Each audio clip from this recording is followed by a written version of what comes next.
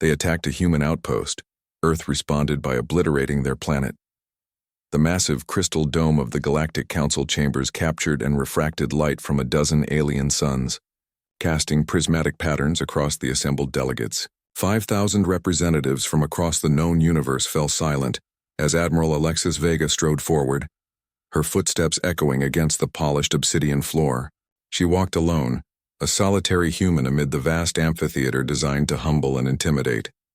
Supreme Arbiter Krell Nor loomed above her, his massive form composed of swirling energy contained within an ancient exoskeleton of rare metals. The Arbiter's species had ruled this chamber for 10,000 years, long before humanity had discovered fire. Admiral Vega, his voice resonated through the vast space, each word translated simultaneously into 500 languages. You stand before this council as Earth's representative, to answer for what many are calling the greatest atrocity in galactic history. Massive holographic displays ignited around the chamber, showing a world shattered beyond recognition. Once a thriving planet named Talaxis Prime, now reduced to an asteroid field of debris still glowing with residual radiation. The complete obliteration of an entire civilization's homeworld, Krell Nor continued, his voice carrying notes of undisguised contempt. The extinction of 17 billion Talaxian citizens. For this, the Council demands Earth's immediate surrender, the dismantling of your military, and the placement of your species under permanent guardianship. Murmurs rippled through the chamber. In their floating observation pods, representatives of countless species, some resembling insects with compound eyes, others with tentacles or crystalline structures, watched with a mixture of horror and fascination. Earth was the newest member of the galactic community, having achieved faster-than-light travel only 30 years prior. Many had argued against admitting such a primitive species to the Council at all. Now, it seemed their concerns had been tragically validated. Admiral Vega stood motionless, her weathered face betraying no emotion. At 58, she had spent most of her life in Earth's interstellar defense force. The silver streaks in her dark hair and the lines around her eyes spoke of decades of difficult decisions. This would be her most important. With respect, Arbiter, she replied, her voice calm but amplified throughout the chamber. I request the right to present evidence before judgment is passed. The Talaxian delegation, housed in a black-draped pod to signify mourning, erupted in angry protests. Their lead diplomat Vornik rose to his full height, 6 limbs gesticulating in fury. What evidence could possibly justify planetary genocide? He hissed, his translator struggling to capture the emotion in his native clicking language. What justification exists for wiping an entire species from existence? Vega didn't acknowledge the outburst. Her eyes remained fixed on the Supreme Arbiter, awaiting his ruling. Krell Nor's luminous form pulsed, suggesting internal deliberation. After a moment that seemed to stretch into eternity, he inclined his massive head. The charter grants all accused the right to present a defense, no matter how futile. Proceed, Admiral. Vega activated her wrist computer and new images appeared alongside the destroyed Talaxian homeworld. These showed a small blue-green planet on the edge of human space, now scarred with massive impact craters visible from orbit. New Eden Colony, Vega stated, her voice steady. Population 1.2 million human settlers. Scientists, farmers, teachers, children. Her voice hardened. 97% casualties from the Talaxian first strike. An unprovoked attack on a civilian outpost with no military significance. She tapped her console again, and surveillance footage played showing Talaxian warships emerging from jump points above the peaceful colony. The bombardment that followed was swift, merciless, and clearly deliberate. Before Earth responded, Vega continued. We attempted contact through 17 diplomatic channels. All were ignored. She turned, making deliberate eye contact with representatives from several elder races. We petitioned this very council for intervention. Our requests were denied. A series of official communications appeared, time-stamped and authenticated by the council's own systems. The messages showed increasing desperation from Earth's diplomatic corps, met with bureaucratic delays and formal regrets. The Talaxian High Command made their intentions clear, Vega said, bringing up a final communication intercept. New Eden was only the first target. They planned systematic attacks on all human settlements. The hologram showed a Talaxian military broadcast. The human expansion ends today. Their worlds will burn one by one until they accept their proper place in the galactic order.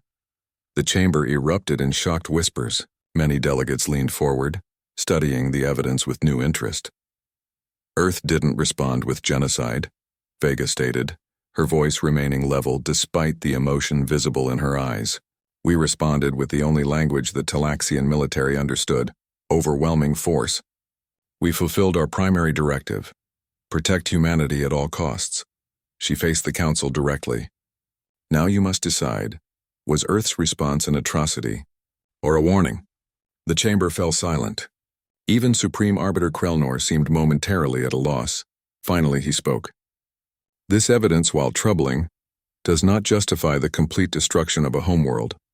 The Council recognizes the right to self-defense, but what Earth deployed went far beyond proportional response. Proportional response? For the first time, Vega's composure cracked. The Talaxians targeted a civilian colony with weapons designed to maximize suffering. They deliberately destroyed our agricultural centers first, ensuring survivors would starve. Their broadcasts celebrated the cleansing of human vermin. What would you have had us do? Wait for them to attack our next settlement. Our next million civilians? The Arbiter's luminous form dimmed slightly. The Council would have eventually. Vega's laugh was bitter. With respect, Arbiter, eventually means nothing when your people are dying. Earth waited 3 full days for Council intervention. In that time, the Talaxian fleet was already mobilizing toward our next colony. In the observation galleries, the mood was shifting. Many delegates, particularly those from younger or militarily vulnerable species, were nodding in reluctant understanding. Vornik, the Talaxian diplomat, surged to his feet again. This is outrageous. The humans deliberately manipulate facts to justify their savagery. We demand immediate sanctions. Vega turned slowly to face the Talaxian pod. I understand your grief, Diplomat Vornik. Your people have suffered beyond measure. But ask yourself this. Why did your military leaders launch this attack? What did they hope to gain by targeting civilians? And why? Her voice dropped to a dangerous quiet. Were you personally transferred off-world 3 days before Earth's retaliation strike? The chamber erupted again, this time with delegates demanding explanations from the Talaxian contingent. Vornik's skin changed color rapidly, a physiological response indicating extreme distress in his species. Supreme Arbiter Krelnor raised all 4 of his upper limbs, calling for order. These accusations require investigation. Admiral Vega, you claim the Talaxian delegation had foreknowledge of Earth's response? We have evidence suggesting certain Talaxian officials were evacuated from their homeworld days before our strike, Vega confirmed, including Diplomat Vornik, who was previously stationed in their central government complex. Almost as if they knew retaliation was coming, and what form it would take. Vornik's protests were drowned out by the growing commotion. The simple trial of human aggression was evolving into something far more complex. Krelnor's form pulsed rapidly as he conferred with other senior council members through their neural network. Finally, he addressed the chamber. These developments necessitate a more thorough examination.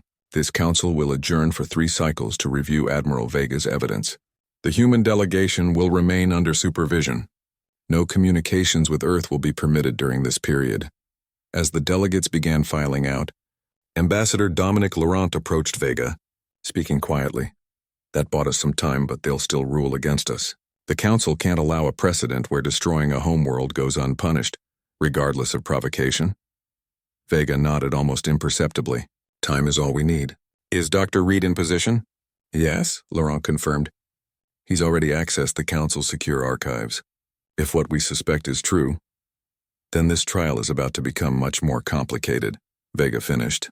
Her eyes tracked Vornik as the Talaxian diplomat hurried from the chamber, flanked by security. For everyone involved. As the last of the delegates departed, Vega stood alone in the center of the vast chamber. Above her, the artificial suns continued their eternal dance, casting light and shadow across a floor where the fate of Earth, and perhaps the entire Council, would soon be decided. They attacked a human outpost. Earth responded by obliterating their planet doctor. Morgan Reed hunched over his console, fingers flying across the holographic interface as he penetrated deeper into the Council's secure archives. The temporary quarters assigned to Earth's delegation were luxurious by human standards, but Reed barely noticed his surroundings. His attention was fixed entirely on the stream of encrypted data flowing through his specialized equipment. At 43, Reed had the intense focus of someone who had spent more time with quantum algorithms than with people. His lean frame and prematurely lined face betrayed the toll of creating Earth's most devastating weapon, the singularity device that had turned Talaxis Prime into an asteroid field. Once celebrated as Earth's foremost physicist, he was now viewed by many as a war criminal. The irony wasn't lost on him. The door slid open with a soft hiss. Admiral Vega entered, removing her formal uniform jacket with a weary sigh. "How bad was it?" Reed asked without looking up. "Could have been worse," Vega replied, pouring herself a glass of water from a carafe that adjusted its temperature to her species' preference. "I presented the New Eden evidence. It created enough doubt that they've delayed judgment for 3 cycles." "That should be sufficient," Reed muttered, his eyes reflecting scrolling data. He stopped abruptly, staring at his screen. "Alexis, you need to see this." Vega moved to stand behind him. On the display were classified communications between senior council members and Talaxian military leadership dating back 2 years before the attack on New Eden. "They knew," Reed said, his voice tight with controlled anger. "The council not only knew about the planned attack, they sanctioned it. This was a test case for handling what they term aggressive expansion species." Ambassador Dominic Laurent entered, still dressed in his formal diplomatic attire. Tall and imposing at 60, with dark skin and close-cropped gray hair, he carried himself with the dignified bearing of Earth's senior diplomat. "The Arbiter has agreed to hear additional testimony tomorrow," he announced, then noticed the tense atmosphere. "What have you found?" Reed gestured to the screen. "Evidence of conspiracy at the highest levels. Half the council conspired to permit a genocide against our people. And now they're putting us on trial for fighting back," Vega added bitterly. Laurent studied the evidence with growing horror. "If this is authentic, it changes everything." "It's authentic," Reed confirmed. "And there's more. The Talaxian attack wasn't random. They targeted New Eden because of what our scientists discovered there. New images appeared, microscopic structures found in New Eden's soil samples. Autonomous nanites," Reed explained, enlarging the images. "Billions of years old but still functional. They appear to be terraforming technology from a civilization that predates all known galactic species. The Council has been searching for this technology for centuries." Laurent's diplomatic composure finally cracked. "So they sanctioned the murder of 1 million innocent people to seize ancient technology?" Reed nodded grimly. "And they never expected us to retaliate so completely. Now they're scrambling to contain both us and the information about what they've done." Vega studied the data, her military mind already calculating strategic advantages. "Then we need to make this public, to the entire galactic community, not just the Council." "That's exactly what they're afraid of," Reed said, a thin smile forming. "Why do you think they're so desperate to put Earth under guardianship? They're terrified of what we might reveal, and what else we might be capable of." The 3 humans shared a moment of silent understanding. Their strategy was clear. Earth wouldn't just be fighting for justice, they would be fighting to expose a conspiracy that reached into the highest levels of galactic governance. "If we do this," Laurent warned, "there's no going back. We'll make enemies of the most powerful beings in the galaxy." Reed's eyes gleamed with cold determination. "They already made an enemy of Earth. They just didn't expect us to survive to tell about it." The meeting was interrupted by an urgent notification. Security footage showed council guards escorting someone to their quarters. A Talaxian female. "What in heaven's name?" Laurent muttered. The door opened and the guards deposited their charge, a young Talaxian scientist. Unlike the military leaders of her species, her blue-scaled skin lacked the warrior markings, and her forearms showed the delicate musculature of someone who worked with precision instruments rather than weapons. "This is highly irregular," Laurent began, but the Talaxian cut him off. "My name is Nilari," she said, her translator giving her voice a slight mechanical timbre. "I was a senior researcher at the Talaxian Science Directorate. I need asylum from Earth." The 3 humans exchanged stunned glances. "You're seeking asylum from the species that destroyed your homeworld?" Vega asked incredulously. Nilari's multifaceted eyes blinked rapidly, a sign of distress in her species. I escaped Talaxis Prime 3 days before your attack. I knew what was coming. Reed stepped forward, suddenly intent. How could you know? Our intelligence intercepted your weapon preparations, Nilari explained. But our military leaders were convinced you wouldn't actually use it, that humans lacked the resolve. They were planning second strikes on 3 more human colonies. The room fell silent as the implications sank in. You knew we had the singularity device, Reed stated, and your leaders still proceeded with their attacks? Our military caste believed themselves invincible, Nilari replied, her 4 hands gesturing in what appeared to be frustration. They thought your weapon was a bluff, or at worst would target military installations. They never imagined you would destroy the entire planet. Vega's eyes narrowed. Why are you telling us this? Why seek asylum from Earth of all places? Because I have evidence that will help your case, Nilari said, producing a small data crystal from a hidden pocket. And because the Talaxian delegation knows I have it. They've branded me a traitor and demanded my execution. Reed took the crystal, examining it cautiously. What's on this? Everything, Nilari replied. Research logs proving we knew about the nanite technology. Military orders confirming the deliberate targeting of civilians. Most importantly, communications with 7 council members who explicitly authorized the attack on New Eden. Laurent's diplomatic training couldn't hide his shock. 7 council members. That's nearly a quarter of the senior council. All from species that have been searching for the progenitor technology for millennia, Nilari confirmed. My people were merely their instruments. Vega studied the Talaxian carefully. And what do you want in exchange for this evidence? Justice, Nilari replied simply. Not just for New Eden, but for the billions of innocent Talaxians who died without ever knowing why. Our military leaders and your Earth government both made catastrophic decisions. But the Council, they orchestrated everything from the shadows. Reed had already begun analyzing the data crystal's contents, projecting them onto the main display. She's telling the truth, he confirmed after several minutes. This is even more damning than what I found in the archives. Vega turned to Laurent. We need to revise our strategy for tomorrow's hearing. Agreed, the ambassador nodded. But we need to be careful. The Council won't simply accept defeat, even with this evidence. They've existed for 12,000 years by controlling the narrative. Reed looked up from his analysis. Then perhaps it's time for a new narrative. He brought up a new display. Technical schematics that even Vega had never seen before. Project Lazarus. Theoretical phase-shifting technology that could move an entire planet out of normal space-time. Untouchable by conventional weapons. Theoretical? Laurent questioned, raising an eyebrow. The principles are sound, Reed assured them. We're decades from implementation, but they don't need to know that. Vega considered the implications. So instead of just defending ourselves against their accusations, we changed the game entirely. From Earth the Destroyer to Earth the Protector. Precisely, Reed nodded.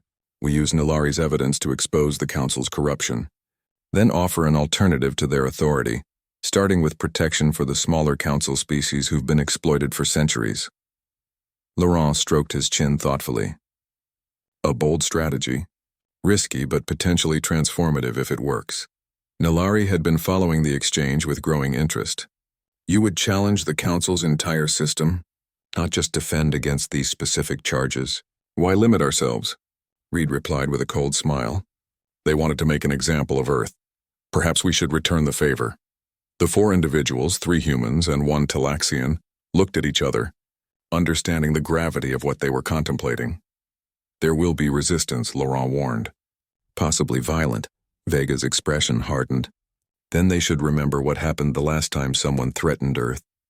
Outside their quarters, Council security drones monitored the conversation, transmitting every word to anxious officials. Within hours, emergency sessions were convened among the elder races. The simple trial of human aggression was evolving into something far more dangerous. A potential revolution in the galactic order that had stood unchallenged for millennia. They attacked a human outpost. Earth responded by obliterating their planet. The great chamber of the Galactic Council hummed with tense anticipation as delegates filed in for the second day of Earth's trial. News of additional evidence had spread through diplomatic channels, drawing species that had previously shown little interest in human affairs. The observation galleries were filled to capacity, with some delegates standing rather than miss the proceedings. Supreme Arbiter, Krell Nor's massive form hovered above the central podium, his luminous energy pulsing with barely contained impatience. The Council's inner circle flanked him, their private neural network alive with urgent communications. "This hearing will reconvene," Krell Nor announced, his voice echoing through the chamber. "Ambassador Laurent of Earth has requested the right to present additional testimony."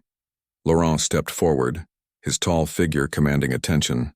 Unlike the previous day, he wore no formal diplomatic insignia, only a simple black suit that seemed to emphasize Earth's outsider status. "Honored Council," he began, his deep voice projecting confidence. "Yesterday, Admiral Vega presented evidence of the unprovoked Talaxian attack on our colony. Today, we will demonstrate that this attack was not merely an act of aggression by one species, but part of a coordinated effort involving members of this very council." Outraged murmurs filled the chamber. Krell Nor's form flickered with agitation. "These are serious allegations, Ambassador. You will need substantial proof." "We have it," Laurent replied calmly. "And we have a witness." He gestured toward the entrance. "The defense calls Nalari, former senior researcher of the Talaxian Science Directorate." The chamber erupted in chaos as Nalari entered, escorted by Admiral Vega. The Talaxian delegation rose in united protest, their lead diplomat Vornik gesturing frantically. "This is outrageous," he hissed. "This female is a traitor who abandoned her homeworld before its destruction. Her testimony is worthless." "Abandoned or evacuated?" Vega countered pointedly. Krell Nor raised his upper limbs, demanding silence. "The witness will be heard," he declared, though his tone suggested reluctance. "Proceed." Nalari moved to the center of the chamber, her blue-scaled skin catching the light as her forearms clasped in the formal gesture of truth-swearing. Despite her obvious nervousness, she stood tall before the assembled might of the council.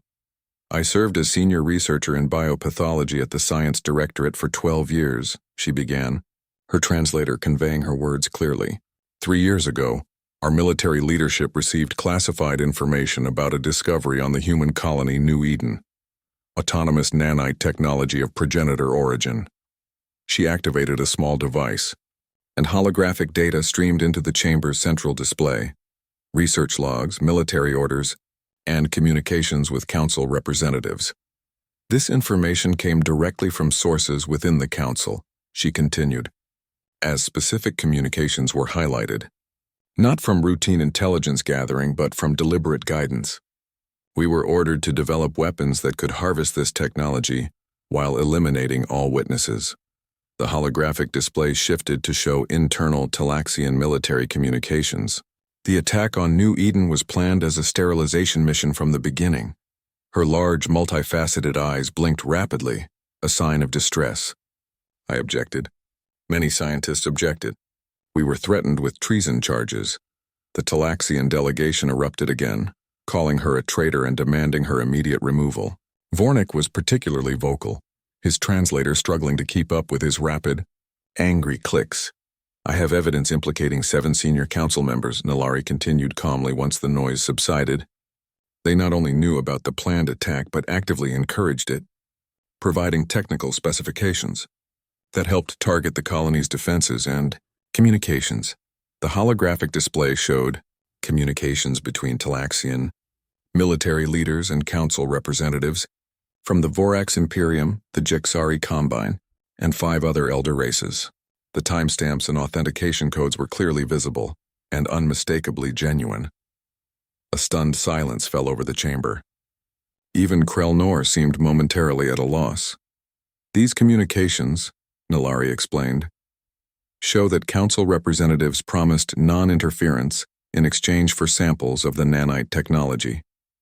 They specifically instructed our military to ensure no human witnesses survived to report the technology's existence." Laurent stepped forward again. "Supreme Arbiter, Earth formally requests that the council members implicated in these communications be removed from these proceedings and investigated for conspiracy to commit genocide." Before Krell Nor could respond, the chamber doors burst open. A contingent of council security forces entered, led by a Vorax commander whose insignia marked him as part of the Arbiter's personal guard. Supreme Arbiter, the commander announced. We have detected unauthorized communications from the human delegation's quarters. Their vessels have been detected beyond our sensor perimeter, in violation of trial protocols.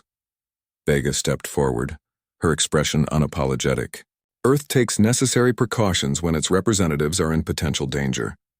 Given what we've just revealed, I believe our caution was justified. Krell-Nor's luminous form pulsed rapidly, a sign of agitation in his species.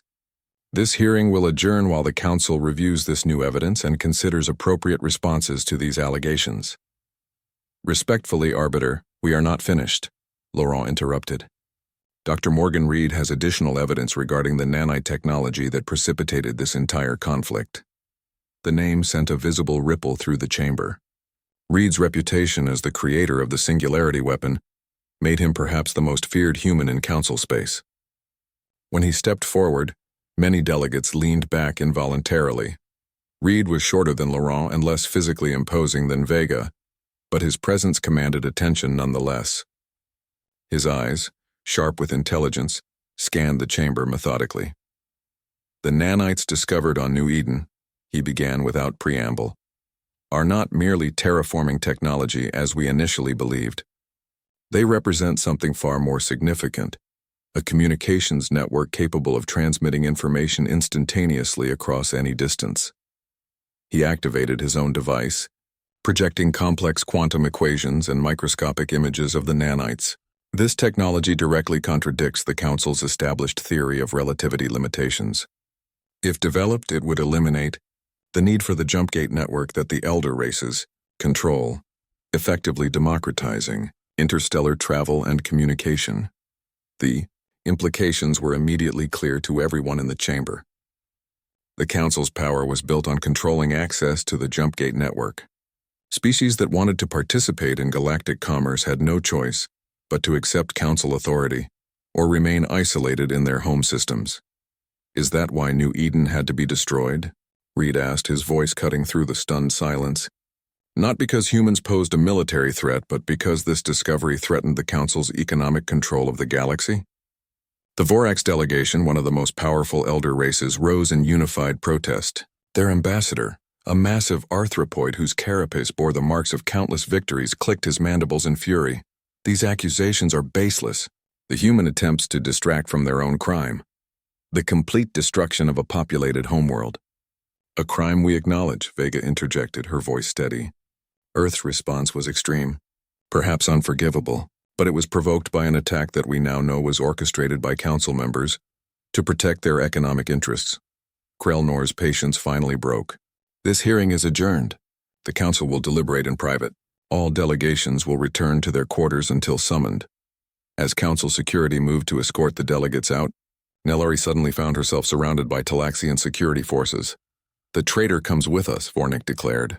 She will face justice according to our laws. Vega stepped between them, her hand moving to the ceremonial sidearm that was permitted for military representatives. Nellari has requested asylum from Earth. She is under our protection. You have no authority here, Vornik hissed. The female is Talaxian. She will be judged by Talaxians. The female, Nellari responded with sudden vehemence, has a name, and evidence implicating you personally in the evacuation of Talaxian officials before Earth's retaliation strike. How did you know to leave, Diplomat Vornik, when billions of our people remained to die? The chamber, which had been emptying, fell silent again as all attention focused on this new confrontation. Vornik's skin flushed dark blue, a sign of rage in Talaxians. You know nothing.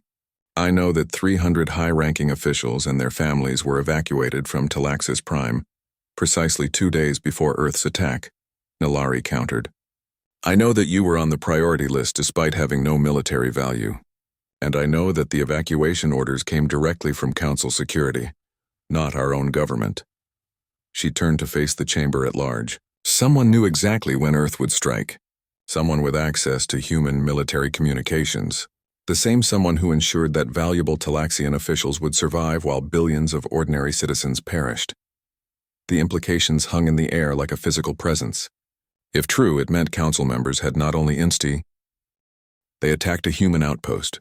Earth responded by obliterating their planet. The 6 cycles granted by Supreme Arbiter Krell-Nor had stretched the Council Station's atmosphere to breaking point.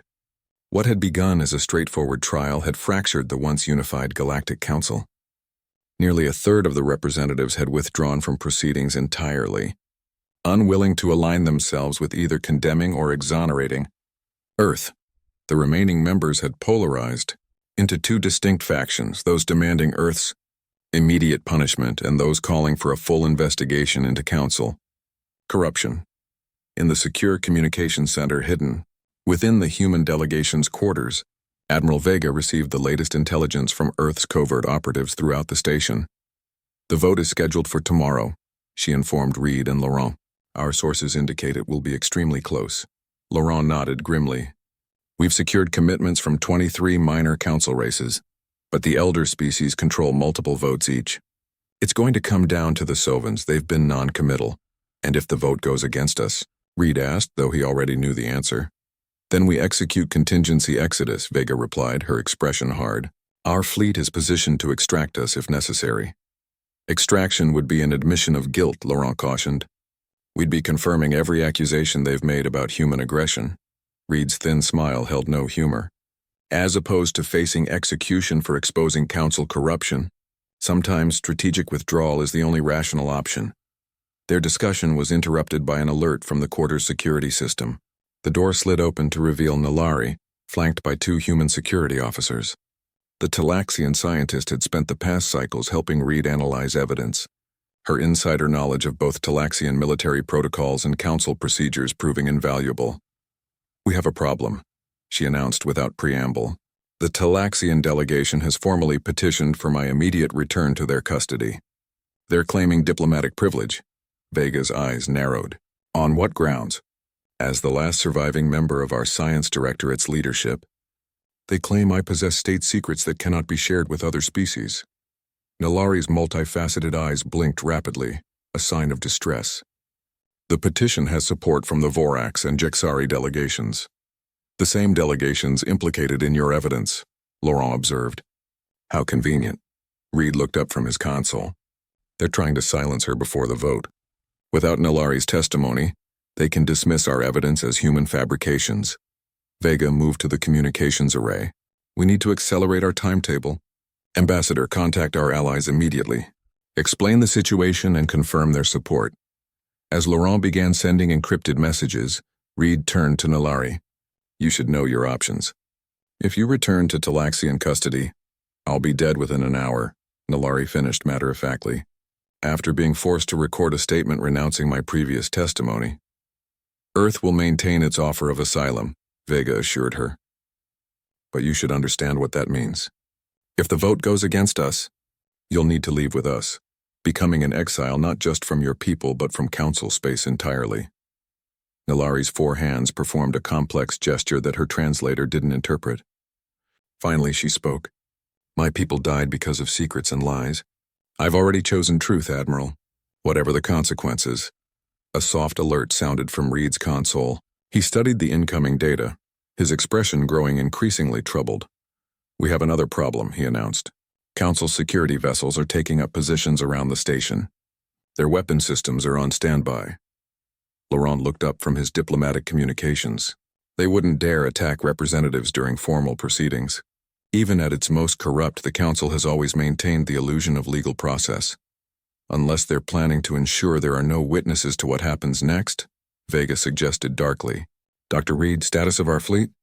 Reed tapped several commands, maintaining position beyond weapons range as ordered. But they're reporting unusual activity among the Council defense platforms. Energy signatures suggest they're preparing for large-scale operations. Vega's military training took over. They're not waiting for the vote, she realized. They're preparing to seize us regardless of the outcome. She activated a secure channel. This is Admiral Vega to Earth Command. Raise alert status to level 1. Authentication code Echo Victor November 351. She turned to her colleagues. We need to move our timetable forward. Laurent, what's our status with potential allies? The Kaleth, Morgan, and Sovans have all signaled support, the ambassador replied, along with 20 other minor council races. Together they represent nearly 20% of council space. Enough to form a viable political bloc, Reed observed, if we can get them to formally align with Earth. That was tomorrow's plan, Laurent reminded them. After presenting our final evidence at the vote, Vega's expression was grim. We may not have until tomorrow. The council security buildup suggests they're planning to take us into custody tonight. Vote or no vote. Reed had returned to his console, monitoring communications throughout the station. Confirmed, he said suddenly. I've intercepted orders to the security chief. They plan to detain us in 3 hours, citing security concerns about potential flight. Nilari looked between the humans. What will you do? Vega straightened, decision made. We move now. Laurent, contact our allies. Tell them we're accelerating to Phase 2 immediately. Without council approval, the ambassador questioned. That's unprecedented. So is a council conspiracy to commit genocide, Vega replied firmly. We adapt or we fail. While Laurent began urgent communications, Vega turned to Reed. Is Project Lazarus ready for demonstration? The physicist nodded. The simulation is prepared. It won't hold up to detailed scientific scrutiny, but it should create the strategic impact we need. And our backup plan? Reed's expression turned cold. The Prometheus protocol is armed and ready. If they attempt to use force against us or our allies, we can deploy within minutes. Vega nodded, satisfaction mixing with determination on her weathered face. Then let's rewrite the rules of this game. Within the hour, representatives from 24 council races had gathered in a seldom-used auxiliary chamber. Security protocols had been overridden, using access codes provided by sympathetic technical staff. The mood was tense but resolute. Each delegate understood that their presence constituted a historic break with council tradition. Ambassador Laurent stood at the center of the gathering, flanked by Admiral Vega and Dr. Reed. Nilari remained slightly apart, still uncomfortable being the only Talaxian in a room full of species her people had traditionally viewed with suspicion. Fellow representatives, Laurent began, his deep voice pitched to convey both urgency and conviction. We've called this emergency session because events have overtaken the formal council process. Our intelligence confirms that regardless of tomorrow's vote, council security forces plan to detain the Earth delegation and our key witness tonight. Murmurs of concern rippled through the gathered delegates. The Sovan representative, a crystalline entity whose translucent body refracted light in complex patterns, moved forward. This is a serious accusation, Ambassador. Do you have proof? Reed activated a holographic display showing the intercepted security orders. These were transmitted to all security chiefs 1 hour ago. They specify that the Earth delegation and the witness Nilari are to be detained under Special Protocol 7, a classification normally reserved for beings deemed dangers to galactic security. The Kaleth representative, a massive amphibian whose aquatic breathing apparatus emitted soft bubbling sounds, gestured with heavily webbed hands. This confirms our suspicions. For too long, the elder races have manipulated council procedures to maintain their dominance. The question, added the Morrigan delegate, a sleek avian whose iridescent feathers shifted color with her movements, is what can we do? The council security forces outgun all our species combined. Vega stepped forward. That is why Earth proposes a mutual defense pact, effective immediately. The Confederation of Independent Worlds. The holographic display shifted to show star maps with highlighted systems, not just Earth and its colonies, but also the territories of all 24 species present. Together, Vega continued, our territories comprise nearly 20% of what is currently considered council space. United, we present a significant economic and strategic bloc, but not a military one, objected the Sovan representative. Most of us lack the defensive capabilities to withstand council enforcement actions. Reed moved to the center of the gathering. That is about to change. He activated a device that projected a 3-dimensional simulation across the chamber. Allow me to introduce Project Lazarus. The simulation showed a massive council battle fleet approaching a planet. Suddenly, the planet seemed to shimmer and phase, becoming translucent. The weapons of the attacking fleet passed harmlessly through it. Phase shift technology, Reed explained, capable of moving entire worlds into a different dimensional state, completely impervious to conventional attacks. The gathered representatives reacted with a mixture of awe and skepticism. Is-E-T. They attacked a human outpost. Earth responded by obliterating their planet alarms. Wailed throughout the council station, as 24 representatives from the newly formed Confederation of Independent Worlds, marched toward the Great Chamber. Council security forces scrambled to intercept them, but found themselves confronted by an unexpected development. The personal security details of each delegation had united to form an impromptu honor guard. Armed standoffs developed at 3 junctions, but no shots were fired. The security forces, trained to maintain order rather than initiate conflict, reluctantly stepped aside. The Great Chamber's massive doors were sealed when they arrived, the automated systems refusing to acknowledge their access codes. As expected, Laurent commented calmly. He nodded to Dr. Reed, who stepped forward with a small device that attached to the control panel. Council security uses a 13-layer encryption protocol, Reed explained, as his fingers danced across the interface. Impressive but fundamentally flawed in its reliance on quantum entanglement keys that the massive doors began sliding open. Can be temporarily duplicated if you understand the underlying mathematics. The Confederation representatives entered the Great Chamber to find it already occupied.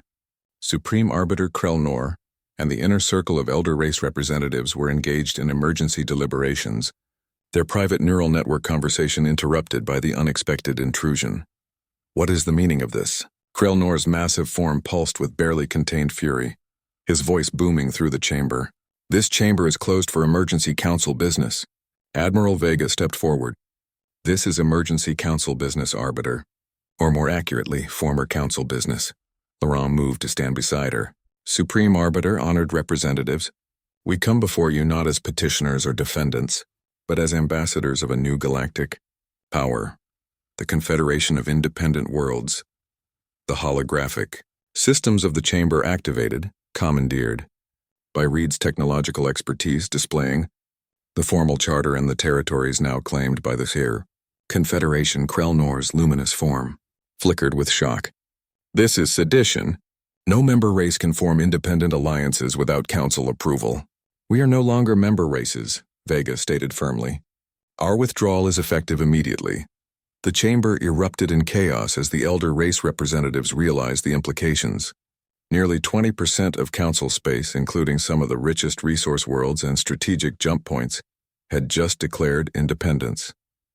The Vorax representative, a massive arthropoid whose carapace bore the marks of countless military victories, rose from his observation pod. This illegal coalition will be dismantled by force if necessary.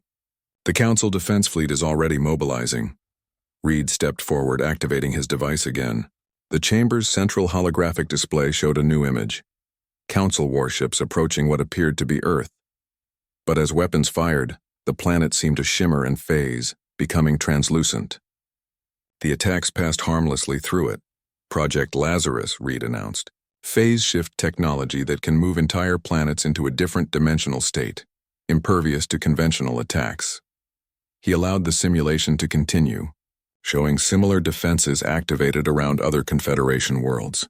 Each founding member of the Confederation will receive this defensive technology within one standard cycle. Any attempt at military coercion will prove futile and economically devastating to the attacking powers. The chamber fell silent as the implications sank in. If Reed's technology was real, it would fundamentally alter the balance of power that had existed for millennia. Supreme Arbiter Krelnor's form had dimmed to a pale glow, a sign of deep disturbance in his species. You would shatter 12,000 years of galactic unity over a single incident? Over the justified trial of Earth's destruction of Talaxis Prime? Nalari moved forward to stand with the Earth delegation. This is not about a single incident, Arbiter. This is about a system of governance that has become fundamentally corrupt. That authorized the attack on New Eden to seize ancient technology. That allowed billions of my people to die rather than admit its complicity. She activated her own device, broadcasting the complete evidence package to every communication system in the chamber. The full records are now being transmitted to every council world and independent system. The truth can no longer be contained. Krelnor's massive form seemed to shrink. You doom us all, he said quietly. The council maintains order across thousands of worlds. Without our authority, the galaxy will descend into chaos. Perhaps, Laurent acknowledged, or perhaps a new order will emerge, one based on cooperation rather than control. He gestured to the diverse representatives of the Confederation standing united. Already we have proven that different species can find common ground without council oversight. The choice before you is simple, Vega stated, addressing the entire chamber. Continue down the path that led to both New Eden's massacre and Talaxis Prime's destruction, or recognize the Confederation as equal partners in a new galactic order. She looked directly at the Supreme Arbiter. Earth does not seek conflict. We and our Confederation allies desire peaceful coexistence, but we will no longer accept the Council's unilateral authority, especially when that authority has been so grievously misused. Laurent stepped forward, producing a formal diplomatic document. We present the terms of disengagement. The Confederation claims the territories outlined in our charter. We will maintain all existing trade agreements and freedom of movement. We request formal recognition of our sovereign status within 3 standard cycles. The Vorax representative clicked his mandibles furiously. And if we refuse? Reed's expression remained impassive. Then you lose access to 20% of your resource worlds, 30% of your agricultural production, and the combined scientific expertise of 24 species who have grown tired of elder race suppression. He allowed that to sink in before continuing. And you face the reality that the species who developed the singularity weapon that destroyed Talaxis Prime has now created defensive technology that renders your military advantage obsolete. The implied threat hung in the air. The elder races had maintained control through technological superiority and military might. If both advantages were neutralized, their position became untenable. After a tense silence, a new voice entered the discussion. The Jexari representative, oldest of the elder races, activated her communication systems. Perhaps, she suggested, her melodic voice carrying ancient wisdom, we should consider this development not as a fracturing of galactic society, but as its natural evolution. All attention turned to the ancient being, whose species had been among the founders of the original council. For too long, she continued, we have resisted change in the name of stability.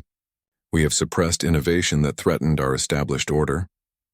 Perhaps it is time to acknowledge that no system can or should remain unchanged forever. Krelnor's form pulsed with surprise. You would capitulate to this rebellion. I would adapt to reality, the Jexari corrected. These species have presented a united front and viable alternative to our governance. We can oppose them at great cost to all, or we can engage with them as equals and shape a new future together. Her words sparked intense debate among the elder race representatives. Their private neural network communications excluded the Confederation representatives, but the shifting colors and energies of their forms suggested deep divisions. Finally, Supreme Arbiter Krelnor addressed the chamber again. The Council requires time to consider these unprecedented developments. We will adjourn for 3 cycles to consult with our respective governments. Laurent stepped forward.